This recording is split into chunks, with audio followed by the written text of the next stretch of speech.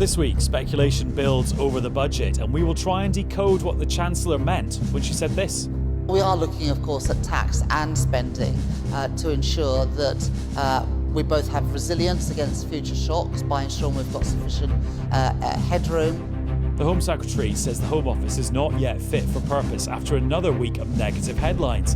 But criticism like this is nothing new, as Chris and I discussed on the podcast earlier this week.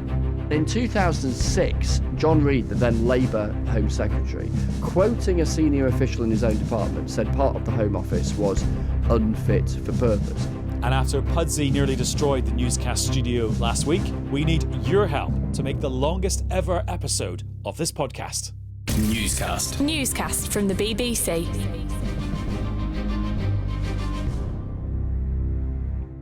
Hello, it's Adam in the Newscast studio. And it's Alex also in the studio. No Chris Mason tonight, but we do have Ben Chu from BBC Verify. Hello, Ben. Hello. And you've been spending time in radio studios lately making a documentary for Radio 4. That's right, the tax conundrum. Why can't we have a grown-up conversation about tax? First 2 episodes are out on Sounds, third one coming on Monday. All right, so that's a 90-minute answer to that question.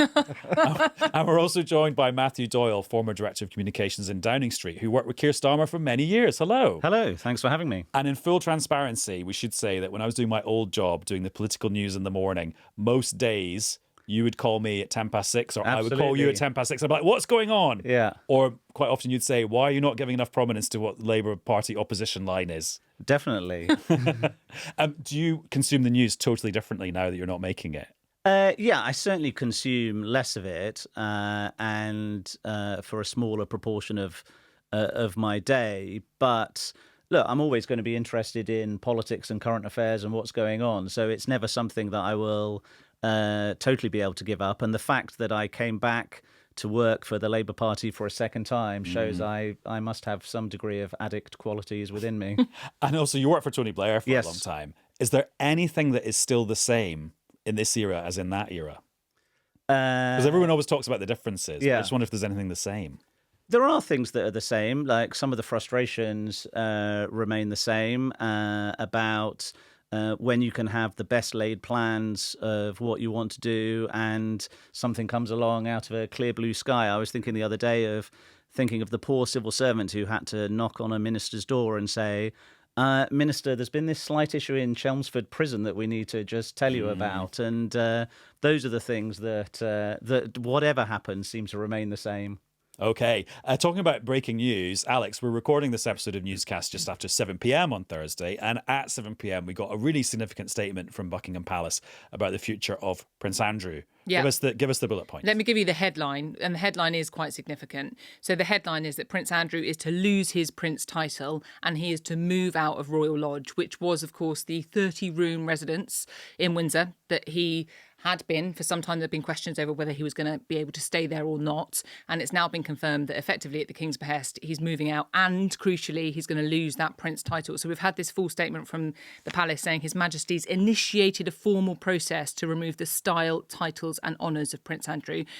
Really quite a significant step. There's clearly been growing pressure and scrutiny on the Prince for the last few weeks over his relationship and links to Jeffrey Epstein. Now, of course, the Prince has consistently denied any wrongdoing, but a couple of notable lines in this statement that we've had from the palace just 20 minutes or so ago, talking about him now being known as Andrew Mountbatten Windsor. His lease on the Royal Lodge to date, he's been protected because he signed that long lease so that he could stay in the Royal Lodge, but he's now being told that he's got to surrender that lease. And it says, these censures are deemed necessary, notwithstanding the fact he continues to deny the allegations against him.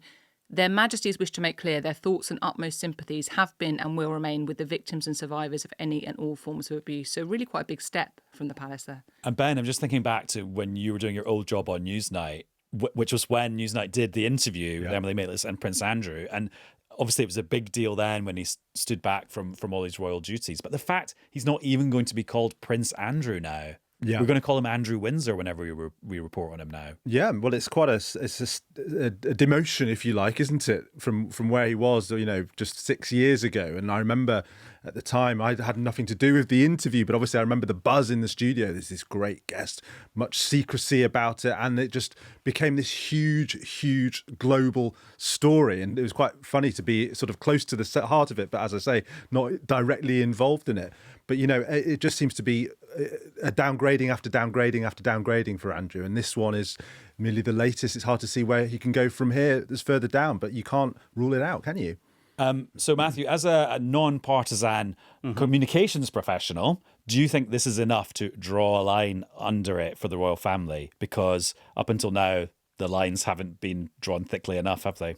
No, and there's always something more to do. Exactly. And also, I think you saw too much, frankly, compromise in the previous statement that there was around giving up some of the titles, but doing so voluntarily, not wanting for there to be an official process. I think what's important about tonight's statement is that it very much makes it clear that it is His Majesty laying down the law and wanting to send a very clear statement of where they stand on these issues. And I thought the statement about victims of abuse within it was a very important part of what they've done.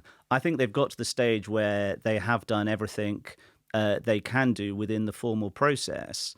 But there is one challenge that remains. There is one title that you cannot take away from Andrew Mountbatten Windsor, and that is Brother of the King. And as long as he continues to do anything, essentially, in the future years, the palace will worry that there will be that association that is made.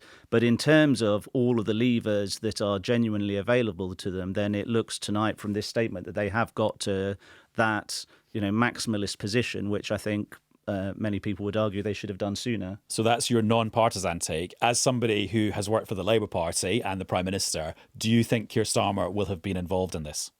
Well, and it's guesswork on your part now, I'm guessing. Look, there is always a conversation that goes on between the King and his ministers. The level of detail that's discussed, the nature of the advice that's given, obviously we never know. That's one of the whole ways in which the system works, is that even when I was working in Number 10, the sanctity of that audience between the King and the Prime Minister was protected.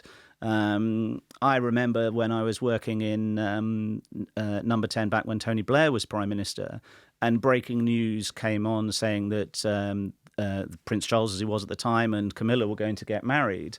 And we were sort of having to react to that, and went in to tell the Prime Minister as if this was news. And he said, "Oh yeah, the Queen told me that in the audience a few weeks ago." Right. But but again, on something like that, Prime Ministers. So even when it's good news, it's kept secret. Yeah, because that's the only way that the sort of that structure of the audience kind of works. And you have the audience between the sovereign of the day and the Prime Minister of the day, and then at the same time you tend to have the two relevant principal private secretaries will have an audience at the same time to have their sort of more operational conversation. I think it's just on that point been really notable that in the last few weeks particularly, so after the publication of Virginia Giuffre's posthumous memoir, which had further details and allegations in it, that in Parliament there seems to have been these kind of growing calls for Parliament maybe to take more action or something more to be done, or this sense that, whatever the status quo wasn't quite enough. But the government minister's position has been very much will be led by the family on this. They haven't wanted to wade into this directly, any of the government ministers, potentially because of their relationship that Matthew Doyle's outlining, despite the fact there's actually been quite a lot of pressure for them to take a stronger line. And also some people argue that that was a choice that the government made to take that position. They sort of dressed it up as like, no, this is what the unwritten constitution tells us to do. But it was a choice. It was a choice, and it was certainly a choice in terms of what you put into the public domain. As I say, we will never know what was ultimately being said behind the scenes, or we may have to wait for a set of memoirs in years to come to know what was being said behind the scenes. But I think that it is an important point that is made around the mood that there was amongst MPs, and they definitely were uncomfortable with this sense of the titles just simply falling into abeyance, as was described before, rather than there being a more positive, active statement of how people felt about this, whether that was directly from the royal family themselves or through Parliament feeling that if the royal family wasn't going to do that, then they had to pick that baton up themselves. I'm just wondering, Ben, if there's a longer tail to this, because, for example, this week the Public Accounts Committee, the chair of that, wrote to the Crown Estate to get more details about the lease for Royal Lodge and the financial arrangements. And okay, that'll now be like a retrospective thing, but there's still potentially going to be more stuff in black and white about what retrospectively existed. And okay, the King is now going to put up Andrew Mountbatten Windsor privately, but people will still have questions about the King's private income that is going to Prince Andrew potentially. Yeah, I think that's exactly right. I think, the fact that people didn't know what the nature of his contracts over the Royal Lodge was, and there was all that people poring over the peppercorn rent and questions about. Is it true that's actually £1? I'm not sure exactly if he has to hand over one peppercorn or it's a token sum of money. We'll speak to a lettings agent. It's not much, basically. And the details that came out had a lot of people asking questions and asking wider questions about how we fund the royal family.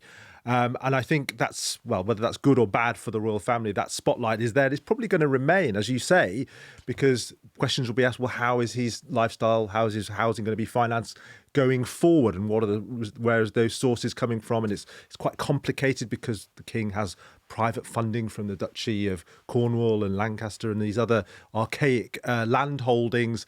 And then there's obviously the sovereign grant, which funds what working royals have. So there's a lot to pick over, isn't there? And a lot of scrutiny, which I suspect is going to linger. But I think you've also seen the next generation of the royal family asserting themselves here.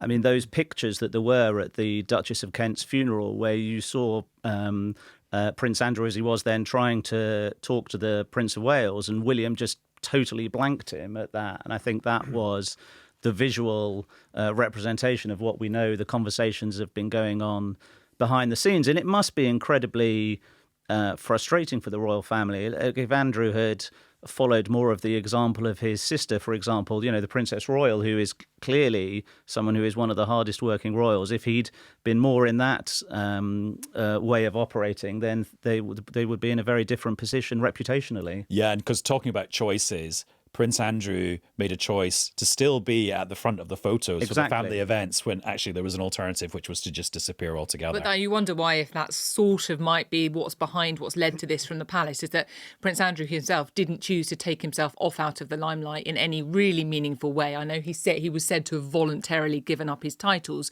but, the presumption is that did come with a bit of pressure from the King. And he was still sort of inserting himself into the public moments where he was given the opportunity to do so. And you just wonder if that's what's led to this decision from the palace, that they had to do something that was much clearer and firmer. Right, Alex, it's still several weeks until the budget. Is it? So we're going to have to pace ourselves, although not much evidence of that in the media this week. None. So yeah, Rachel Reeves was in Saudi Arabia, and she didn't let a cat out of the bag, but she sort of kind of did, didn't she? I mean, this is this really weird thing, isn't it, where we all just understandably get obsessed with every utterance from the Chancellor's mouth in the weeks preceding the budget.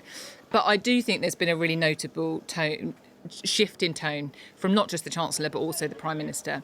So on a couple of things, I mean, I think some people could read it as a statement of the obvious when the Chancellor says the budget's going to be about tax and spend, because, I mean, ultimately that's what a budget is effectively about, right? Tax and spend. But it is the way the Chancellor is framing this, which is the implication that there are going to be spending cuts and tax rises, because the argument that she was making around that was the argument she's consistently made about, I have to be a responsible custodian of the public finances, I don't want to borrow loads more, I'm not going to relax my rules around it. And then she crucially said this sentence about wanting more headroom, i.e. she basically wanted a buffer in that budget so that she didn't run into the same problems down the line again and again. So that kind of prompted further speculation about the fact that we are in line for some hefty tax rises and possibly some spending cuts, which of course we know the government struggled to get past the Parliamentary Labour Party before. And then all of that was compounded when Keir Starmer was asked at Prime Minister's questions by Kemi Badenoch, are you going to stick to your manifesto pledge not to increase VAT, income tax, national insurance? And what did he say? Well, let's have a listen. Last year, in its manifesto, Labour promised not to increase income tax, not to increase national insurance, and not to increase VAT. Does the Prime Minister still stand by his promises? Well, Mr. Speaker, I'm glad that the Leader of the Opposition is now finally talking about the economy. I can update the House, Mr. Speaker. Retail sales are higher than expected. Inflation is lower than expected. Growth has been upgraded this year. And, Mr. Speaker, the UK stock market is at an all-time high. The budget is on the 26th of November, and we will lay out our plans. But I can tell the House now that we will build a stronger economy, we will cut NHS waiting lists and deliver a better future for our country. Well, Mr. Speaker, yes. What a fascinating answer. It is not the same answer that I received when I asked exactly the same question word for word on the 9th of July. Then the Prime Minister replied with just one word, yes, and then he sat down with a smug grin on his face. What's changed in the past 4 months? And Ben, that's Kemi Badenoch kind of being a political journalist there because she's interpreting what the Prime Minister didn't say. Yes, exactly. It was quite striking. You put those two clips from the 9th of July and yesterday, this week in back to back, and it's a different answer, isn't it? You know, and politicians always say, well, I'm not going to comment on the budget. I'm not going to preempt the budget. But when you change your answer in such a fundamentally clear way like that, it's pretty clear that, as we all know, as we've been briefed, actually, to be fair, by the government for behind the scenes for some time, tax rises are on the agenda because the Office for Budget Responsibility, the official forecaster, has changed its view about what the outlook for the economy is going to be. And that creates a big fiscal hole for the Chancellor to fill if she's going to stick to her fiscal rules, her ironclad fiscal rules, which she says she is going to. That necessitates either spending cuts or tax rises. There's no getting away from it if you want to stick to those fiscal rules. And they are in the process now of preparing the ground, not just sort of saying, be aware that they are likely coming, but why they're coming. They're trying to tell a story about why they need to do this and possibly even likely breach their clear manifesto commitment not to raise taxes on working people. They're talking about Brexit having an impact. They're talking about the long tail of the failures of 14 years of Tory government on the economy. So they're trying to actually have this debate out in the open. So in a way, it's probably quite helpful, you might say, in a way, for this to be happening now because they want to talk about this. But yeah, it's interesting that moment at PMQs, Matthew, because it's almost like the subtext is, oh, he sort of said something he shouldn't have said. He opened the curtain to what's really going on. But actually, probably he deliberately said it in that way to just get everyone used to the idea.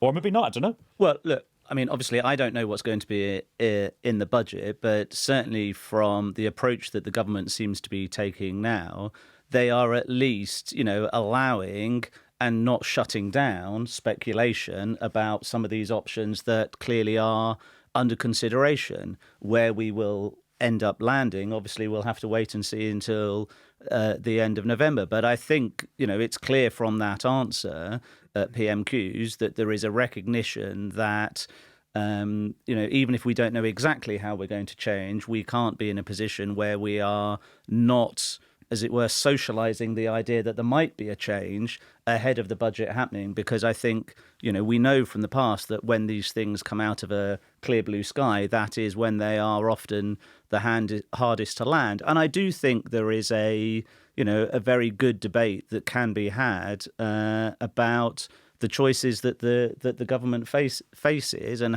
using this period of time to have that conversation, I think, is a helpful thing. Except there isn't really a debate, is there? Because Rachel Reeves sits in the Treasury, puts some numbers into her spreadsheet, makes some decisions. The OBR tells her if the sums add up, and then she announces it in the budget. Well, the debate is you guys amongst yourselves. It's not the rest of us. Well, I don't think that's right. If you look at the newspapers this week, they've been full of speculation as to what is or isn't going to be in the budget and the reasons for that. And Ben outlined some of the competing arguments that there are and the reasons for it. There's no question that the OBR change on productivity is a real and significant thing because, and yes, this is a choice. I would argue it's the right choice. Is that Rachel and the government are determined to stick by the fiscal rules, and I think it is important to just sort of focus on this and say the fiscal rules are not just some piece of rhetoric; they are actually incredibly important for the strength of the economy, which has real-world impacts on people's lives. And sure, there may be some politicians who want to say, well, we can just ignore the bond markets or whatever. But we saw what happened with that when Liz Truss was in power. We also saw it, incidentally, with Donald Trump when it came to tariffs. The only reaction, it wasn't the political reaction, it wasn't the stock market reaction, it was the bond market reaction that then caused Donald Trump to pull back on his tariff proposals in the US. Because it made government borrowing so expensive. Yeah. What did you think, because you were in number 10 at this point, when Rachel Reeves went to the CBI conference and was asked, will you do the same level of tax rises next time as you've just done in your first budget last year? And she said, no, this is the only time in this parliament I'm going to do something like this. And I'm sure that was the position that she believed at the time. Yeah, but it left herself no wriggle room for if she did have to change her mind. And that's, Sure. that's bad, isn't it? Well, but for a politician. Look, you could also be sitting here and we could have had a whole year of speculation around what wasn't going to be in the budget if she'd given a different answer. Yeah, true. I think it's one of those kind of no-win scenarios. Look, as I say, I don't know what's going to be in the budget. The government, I know, will be very reluctant to break its manifesto commitments on tax that it's made. But what the government will also be thinking about is the fact that there was a one-word title to that manifesto, change. And fundamentally, at the next election, you have to weigh in the balance, is the most important thing saying, yes, we stuck to our promises on tax, or is it saying, actually, you know what, we said we'd fix the public services, we said we'd start a programme of national renewal, we said we'd do all of the other measures that were in the manifesto as well, and yes, I'm afraid to deliver everything else that people wanted to see in this country, we did have to raise taxes. So the word change meant we might change our mind once we're in office. What the manifesto commitment on change meant was the things that we know the public wanted. Look, we are in a situation where we can draw this sort of political, comparisons in the past. In 1997, when Labour came in then, there was a growing economy, but the public service was in trouble. In 2010, you had a period of strong investment in the public services, but clearly there was the backwash of the financial crisis. Now, what this government has been faced with is both of those things together. And that's why, the challenge is just far greater than any government has had previously. Okay. Ben, one of the theories that's floating around at the moment, I mean, there's speculation everywhere, is that you'd have a sort of 2-for-1 tax change, which is you'd reduce national insurance paid by employees by 2p, but then increase the basic rate of income tax by 2p, which sounds, when you initially hear it, like, oh, that's fine. That's zero, net zero, you could say. But how would that actually work in practice? Okay, so and this is a parlour game because we don't know. It is a parlour game. I mean, look, what's going on there is that national insurance is not paid by landlords. Oh, funny that. Anyway. It's not paid by landlords and pensioners. So the argument is it's fairer if you're going to raise, both of them are effectively income taxes. People have this idea that national insurance goes into a special pot that you get back and it's fairer. It's complete nonsense, as we talk about in our documentary, The Tax Conundrum. But the argument is that if you are going to put up taxes, do it in a way that removes some of those distortions and is fair. So if you put up income tax for everyone, that hits landlords and it hits pensioners, and national insurance reducing that softens that blow and also goes a bit more to getting rid of this anomalous income tax, which is national insurance. So that's the theory. It's a little bit cute, really, for those reasons that it sounds like people think it's a wash, but actually, no, everyone's taxes will be going up. I think, the argument is, it's funny listening to Matthew sort of saying things have changed. A lot of tax wonks who you speak to, the IFS, the Institute for Fiscal Studies, and others would say this was all eminently predictable going into this election. There was always going to be pressure. And then she left herself so little headroom after her first budget. £9.9 billion is really nothing in the scheme of a government which raises more than £1 trillion a year in tax and spends more than £1 trillion, and a 5-year out forecast from the Office for Budget Responsibility. The average change is about £30 billion. So that 10 billion can be wiped away so easily. And that's exactly what happens. So I'd be interested in your view, Matthew. A lot of those people we speak to say the real mistake was tying the hands in the manifesto of the Labour government, saying we wouldn't raise these really big tax raises. And if you go back in time and change that would be the best thing to do. You can't do that. No one's invented a time machine yet. But do you think people in Labour, do you think Rachel Reeves and Keir Starmer regret that now, regret tying their hands in that way? No, I don't, because if you look at the context that we were in at the time and the arguments that were being made, we were in a situation where already the country was facing the highest tax burden that it had seen in a long time. There still is for a lot of people, a cost of living crisis going on at the time. And I think, going into that election, saying that you were going to put people's taxes up was the wrong answer from their whole approach as to what they wanted to be able to do and say we would be able to do with the economy, which was ultimately go for growth. Now, I think the evidence on that statistically is strong. The UK did have the highest growth in the G7 in the first 6 months of this year. But there's also no question about it that some of the changes that we would want to see around things like house building and so on have been at a slower pace than we would have hoped would have been possible. I think the thing is this. So obviously we don't know what's going to be in the budget. But it's very clear that Keir Starmer and Rachel Reeves have taken a deliberate decision not to shut down the speculation around a possible income tax rise. And so I think you can read into that they're possibly weighing this as an option. My goodness, this comes with political risk, because when you talk to people in the Labour Party about this, there are those that make the argument that actually doing something radical or bold and ripping off the plaster and actually doing an income tax rise that would break the manifesto pledge, but actually might give the Chancellor decent headroom so she didn't have to do piecemeal tinkering and could actually raise enough money to make a difference to public services, that might well pay off in the long term. But there are plenty of others that say, look, for the reason Matthew's just outlined, you were elected on a manifesto that said one thing, and to do something completely different and to so fundamentally break a manifesto pledge would be hugely politically damaging, not least for a party that's not very popular right now.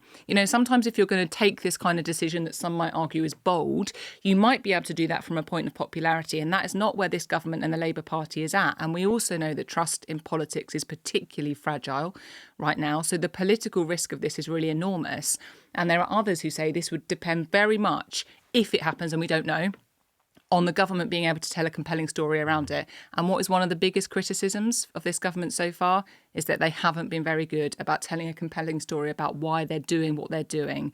And I think so, therefore, put that all together, if they decide to go down this path, who knows, I think it's risky. But if you are going to have to change one of the big three taxes, then income tax is the most sort of progressive way of being able to do that. And you can also, I'm sure, that the Treasury will be looking at ways at protecting working people within that. So, there are ways in which you can mitigate some of the political concerns that you raise. But as I say, I think, the fundamental choice is, what is the priority going to be at the next election?